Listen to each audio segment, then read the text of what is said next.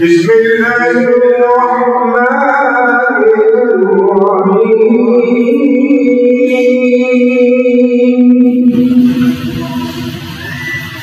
قل هل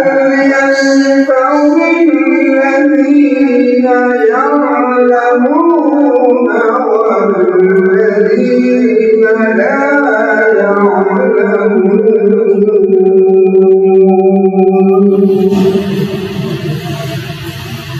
بسم الله الرحمن الرحيم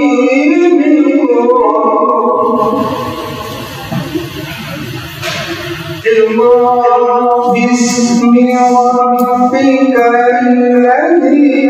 خلق